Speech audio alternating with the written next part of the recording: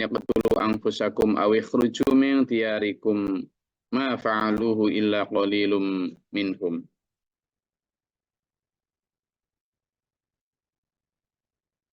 Jadi kalau kita perhatikan Quran itu isinya itu rawame banget ya. Rawame. Bantah-bantahan, saling jawab, gitu kan. Quran itu kayaknya nggak cocok kalau dilakukan dengan mendayu-dayu itu. Dengan apa? Apalagi dilombakan tapi nggak tahu artinya itu kan. Kayak ayat ini kan juga begitu ya. Ayat ini juga masih tentang orang-orang yang beda antara apa yang diucapkan dengan apa yang dilakukan, apa yang diucapkan dengan apa yang dalam hatinya. Beda itu. Perbedaan itu yang membuat kemudian mereka dapat status munafik di dalam terminologi kita Islam. Seperti ayat ini, ayat 66. Ayat 66 ini mereka ngomong bahwa mereka taat, mereka ngomong bahwa mereka beriman. Ya. Dan padahal kemarin ada 4 syarat untuk dikatakan beriman. Yang pertama, benar-benar Rasul itu liupo'a untuk ditaati. Yang kedua, menjadikan Nabi sebagai hakim. Yang ketiga, dan kalaupun menjadi hakim ya terhadap keputusannya tidak boleh gerendul. Tidak boleh ada harajan. Lalu yang keempat, harus benar-benar wa yusallimu taslima. Benar-benar tunduk patuh. Lah, tapi pada prakteknya ternyata tidak gitu. Maka ayat ini mengatakan, walau anna katabna. Coba toh, seandainya kami wajibkan bagi mereka. Aniqtulu anfusakum, bunuhlah dirimu. Nah, ini ada sebab nuzulnya ya. Jadi pada saat itu ada seorang muslim bernama Sabit bin Qais.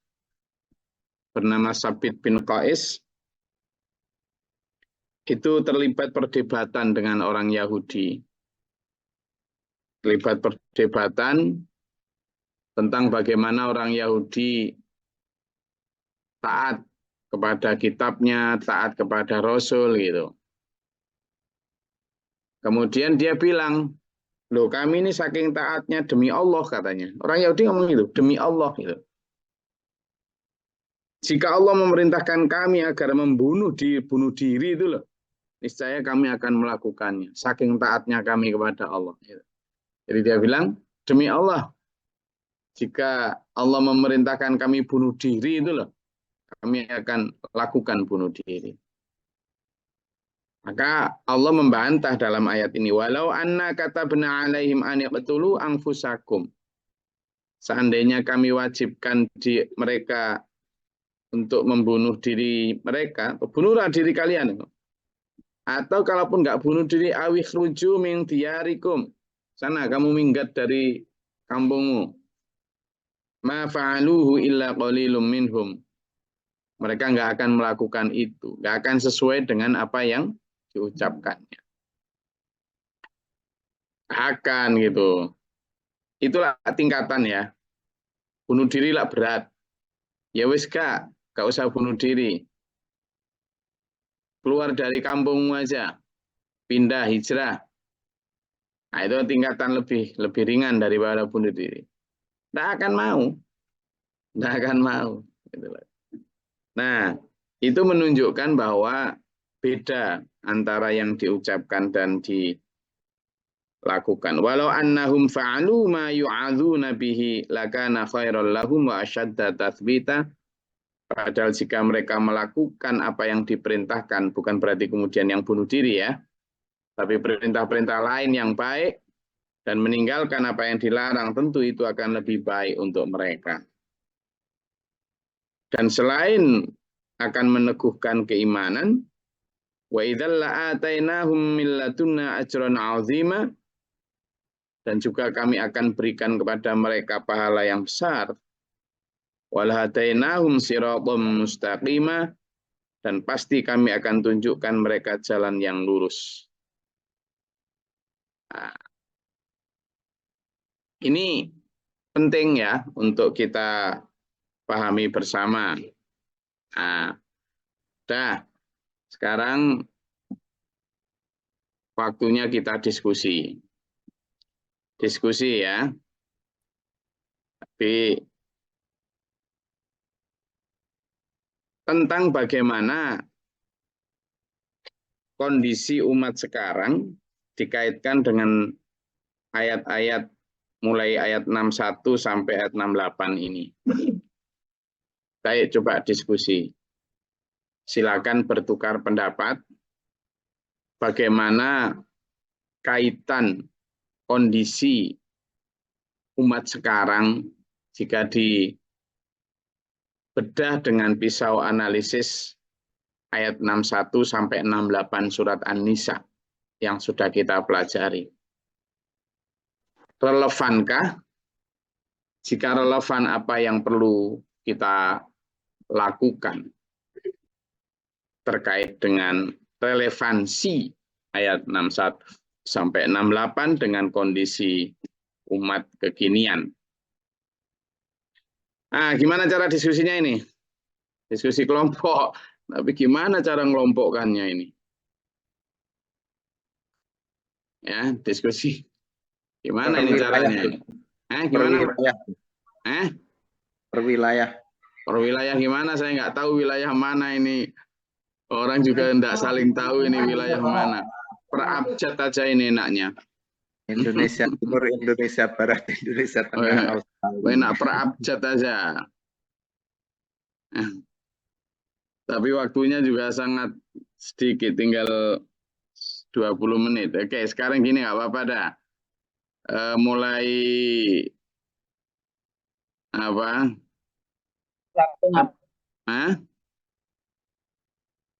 Gimana caranya diskusi ini?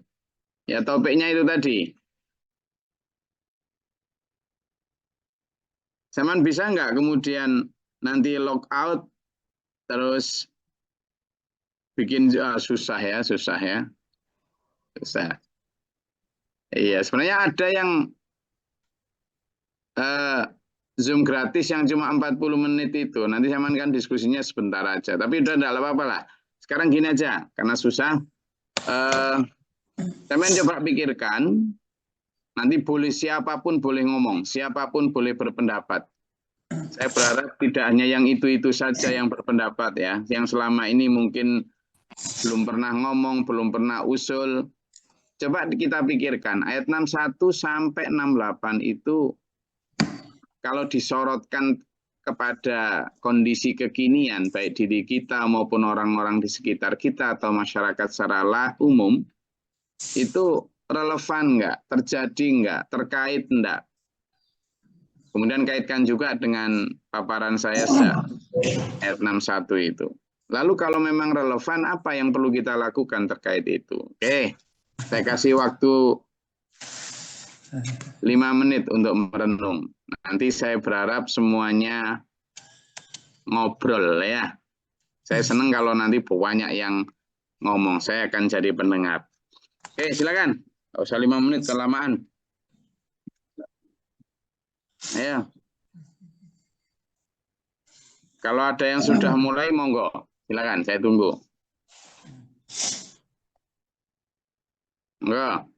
Apakah itu relevan, terkait, kalau iya seperti apa buktinya, dan kalau relevan dan terkait dan ada buktinya apa yang perlu kita lakukan menyikapi hal tersebut. Silakan. Ayo.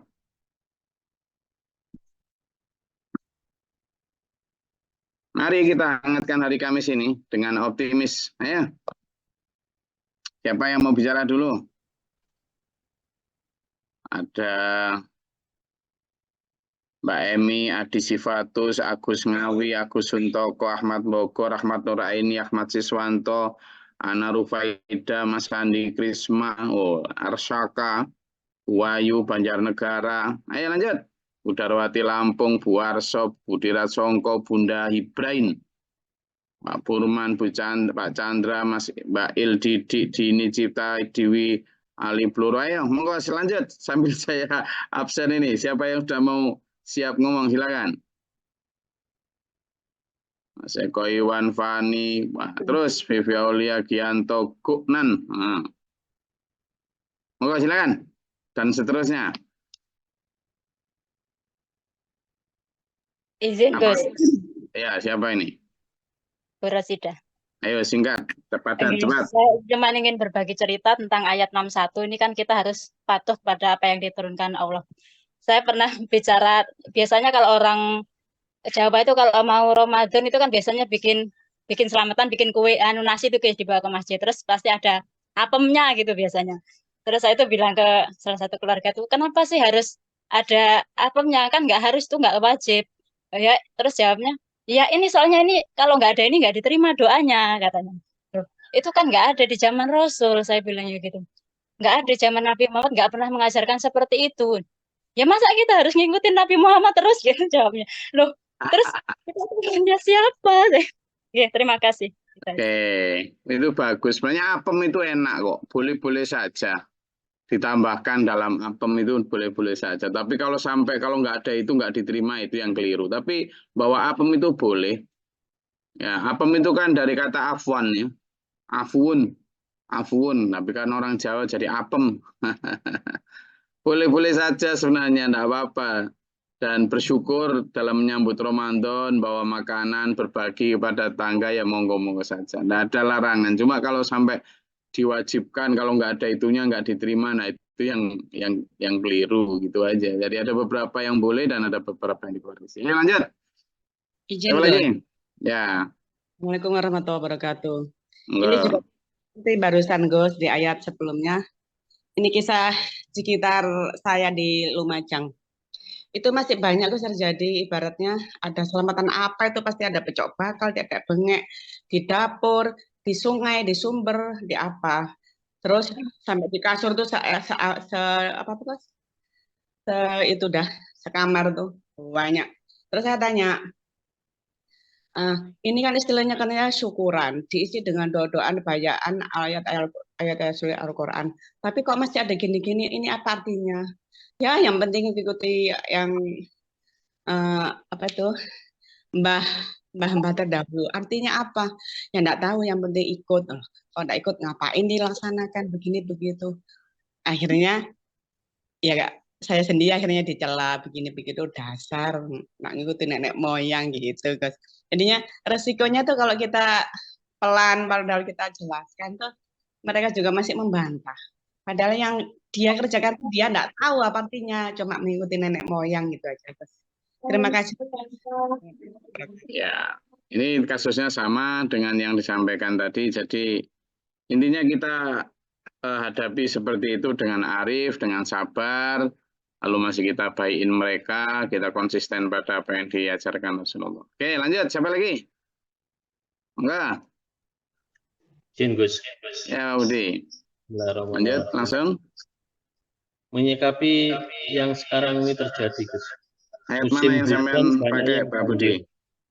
Kalimantan banjir. Sumatera banjir. Itu terkait dengan Anisan 62. Hutan ditebang dengan alasan food estate. Nanam singkong, tumbuhnya jagung.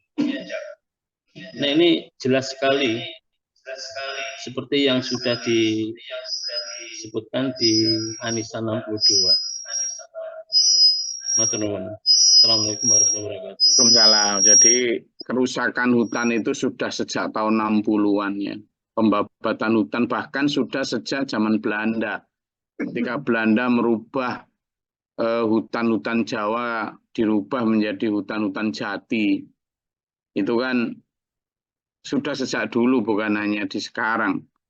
Jadi, dan itu sudah disampaikan Quran 1400 tahun yang lalu, Dharul fasada fil barri wal bahr bima kasabat aydin nas. Sudah terjadi kerusakan di laut dan di bumi, di daratan, karena tangan-tangan manusia. Ya, lanjut. Siapa lagi? Ayo, monggo. Saya Gus. Ya, singkat, padat, cepat. Ayo, monggo. Assalamualaikum warahmatullahi wabarakatuh. Menanggapi tentang ayat yang sudah kita bahas, 61 sampai 68 itu tentang kemunafikan, terus ada juga yang bahwa kita itu wajib taat kepada Allah, Rasul, dan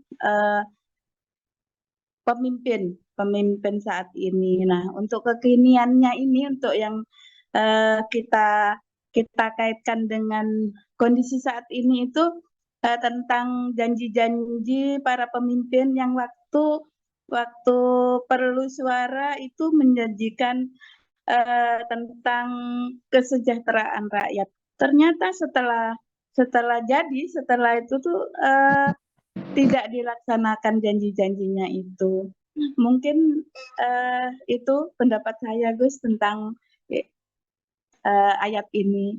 Mohon maaf, terima kasih. Assalamualaikum warahmatullahi wabarakatuh. Ya, banyak pemimpin yang begitu, di samping pemimpin banyak juga enggak pemimpin yang juga mengingkari janji.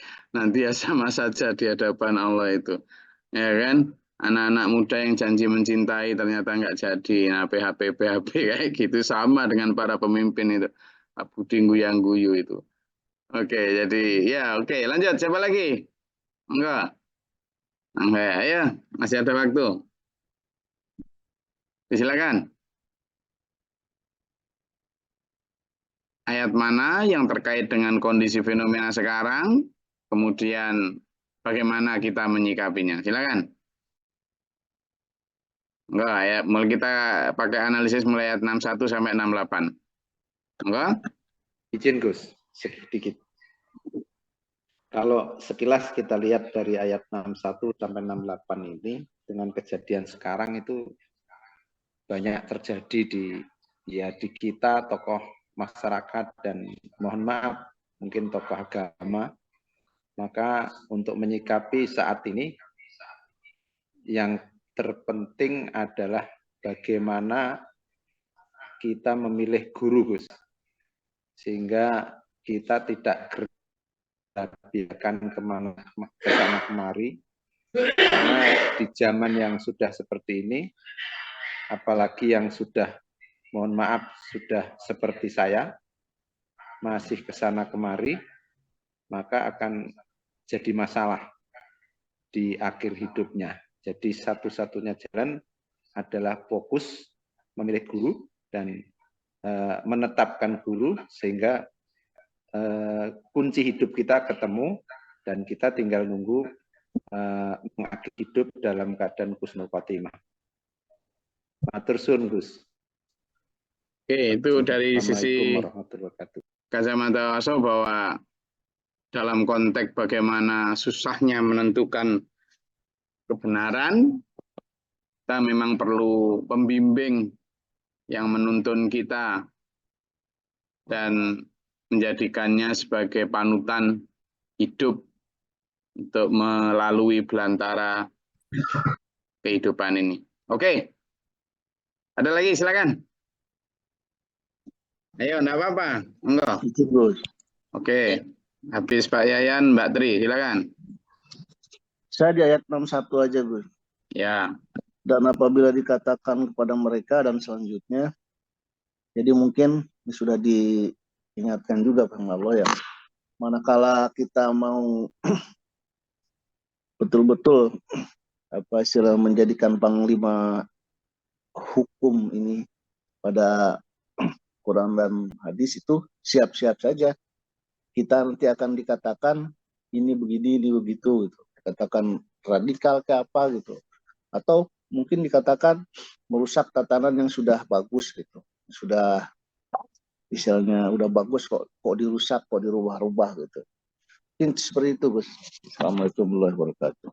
Salam, tepat sekali Pak Yayan. Jadi kata Pak Yayan, be prepared. Kalau mau mengikuti ajaran Allah yang sungguh-sungguh ya siap-siap aja. Siap-siap dikatakan ini, dikatakan itu. Siap-siap hendaknya itu, tapi hendaknya dikatain, tapi disikapi dengan mungkin dijauhi apa segala macam ya, seperti yang tadi disampaikan oleh Bu Husnul dan sebelumnya. Ya, be prepared, tapi ya bismillah. Ada dua kata, jangan minder, jangan mundur. Jangan minder, jangan mundur. Jangan minder karena kebenaran ini dari Allah. Jangan mundur karena insya Allah Allah bersama kita. Bismillah. Oke. Ya, tetap semangat. Lanjut. Siapa tadi Mbak Tri? Monggo. Pada menyikapi yang surat An-Nisa ayat 66. Di sini kan diperintahkan kita keluar dari kampung halaman. Menyikapi kalau di SPMA itu kan kita biasanya Gus-Glori mengingatkan untuk istilahnya kita ada baksos. Dari baksos itu kita meninggalkan rumah kan hanya 2-3 hari. Itu untuk saya sendiri kadang berat sekali. Kita banyak sekali di situ alasannya, ada anak sekolah, ada tanggung jawab kita terhadap keluarga gitu. Tapi di sini alhamdulillahnya biasanya kita itu tim, teman-teman kita itu yang saling menguatkan.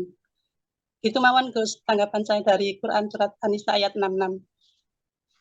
Ya, benar. Jadi akhrij atau awikhruju min diyarikum itu memang bisa kalau dulu dimaknai perang ya, berangkat untuk maju perang. Ada juga yang kemudian berangkat untuk berhijrah. Ada juga yang dimaknai berangkat untuk berdakwah di mana itu. Itu semuanya berat karena meninggalkan kerjaan, meninggalkan rumah, meninggalkan harta, meninggalkan keluarga dan seterusnya. Nah, padahal waktu itu kalau perang itu nggak ada jaminan balik. Nah sekarang misalnya baksos, ya insya Allah pasti kembali ya. Dan itu pun hanya berapa hari. Itu aja loh berat, apalagi dulu. Nah itu sebagai kaca dan motivasi. Insya Allah lah. Makanya latihan dikit-dikit, meskipun belum sehebat para sahabat zaman dulu, sekiranya kita ada yang tercatat lah. Pernah sesekali seperti itu. Oke, lanjut. Sini Maleh. Alhamdulillah banyak yang berpendapat. Ayo monggo, siapa aja yang ayat 61 sampai 68. Enggak? Silakan dinyalain mikrofonnya dan menyampaikan pendapatnya. Alhamdulillah. Monggo.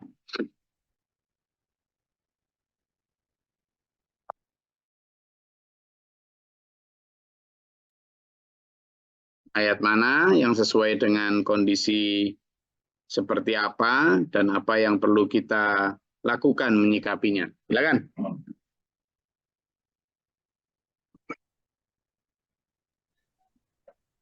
Izin Gus Leri dan dulur-dulur. Untuk ayat Quran surat An-Nisa ayat 64 dan 65. A'udzubillahi minasyaitonir rajim. Bismillahirrahmanirrahim. Bahwa Rasulullah hadir di dunia ini baik secara fisik maupun secara ajaran itu untuk ditaati. Liyuto'a. Sebagaimana ditekankan di dalam Quran surat Al-Ahzab ayat 21 bahwa yang kita teladani a'udzubillahi minasyaitonir rajim bismillahirrahmanirrahim laqad kana lakum fi rasulillahi uswatun hasanah. Jadi suri tauladan Rasul itu yang harus kita ikuti. Artinya apa?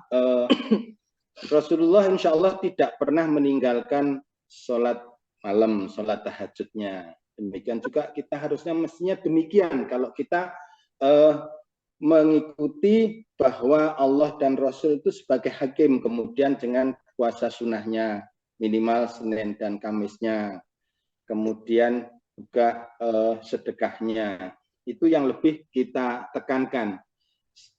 Acara-acara misalkan ngapunten yang dilakukan apa namanya? Sholawatan, insya Allah itu juga bagus. Akan tetapi lebih ditekan lagi kepada praktek-praktek itu tadi tentang tahajud, tentang puasa, kemudian tentang sedekah. Demikian sedikit untuk ayat 64 dan 65. Matur suwun, guys. Oke, jadi bagaimana kita memaknai cinta Rasul, bagaimana kita memaknai ketaatan kepada Rasul itu meskipun sekarang ini tidak berada di sekitar kita secara jasad, tapi ajaran dan teladan beliau menjadi legasi yang harus kita taati. Itu dari inti bagaimana kita mencintai Rasul. Alhamdulillah. Mau lanjut? Karena saya juga ingin sekalian melihat apakah yang ditanam kemarin itu tumbuh. Silakan, singkat, padat. Izin Gus. Mengenai ayat 64 Gus, cinta Allah berkaitan dengan Al-Quran. Al-Quran sering diperingati dengan nuzulul Quran, tapi realita kenyataan umat mayoritas itu banyak yang tidak mengaji mengenai tafsir Al-Quran, kebanyakan di masyarakat kita ini. Nuzul Quran diperingati, tapi isi dari Al-Quran ini jarang dibahas, jarang dikaji. Itu, terima kasih. Assalamualaikum warahmatullahi wabarakatuh. Ya, saya nanti juga Ramadan sudah ada yang booking untuk peringatan Nuzulul Quran, untuk ceramah. Ya, hal itu juga materi yang kadang dan sering saya ungkap, yakni tentang bagaimana autokritik kita mencintai Quran dengan tadarus, kita mencintai Quran dengan ngaji tafsir, dan seterusnya. Yang lebih penting adalah amalat, bagaimana membebankan Al-Quran itu untuk kita amalkan. Itu yang terpenting. Oke.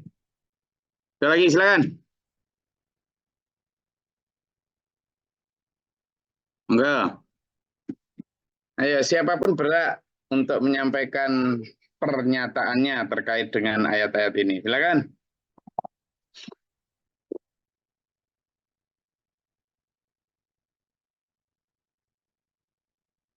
Ayo, dari ujung barat sampai ujung timur.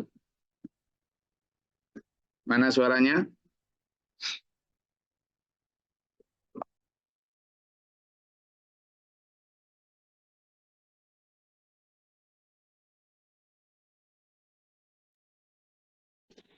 Izin Silakan. Silakan Pak Syuaibi. Assalamualaikum warahmatullahi wabarakatuh. Salam, ini dari Puncak Tenggalingan. Silakan. Salam dari Yoko Selatan, Gus. Yoko Selatan, ya. Dingin? Menyikapi dari ayat 66, Gus. Silakan. Ya, kita refleksi dengan ke diri sendiri, di kita sebagai santri SMA. Untuk sekarang kan sering giat, umpama ada royongan, ada ya kalau di Yoko Selatan ini kan hampir tiap hari ada royongan untuk pembuatan atau gotong royong untuk MI, akan tetapi itu saja sulit, Gus. Sulit untuk kita merealisasikan itu. Jadi dalam hal yang terkecil itu saja kita sulit, apalagi yang terbesar.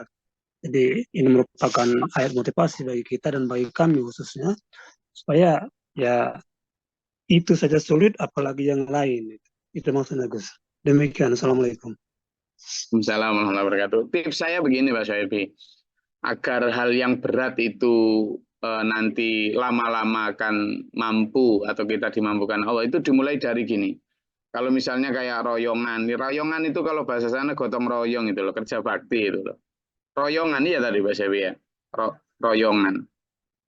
Nah, kadang memang berat. Yang seperti yang tadi Mbak Tri sempat sebut tadi tentang baksos gitu ya. Ayo kita mulai dari gini. Kita mulai dari yang tidak berbayar.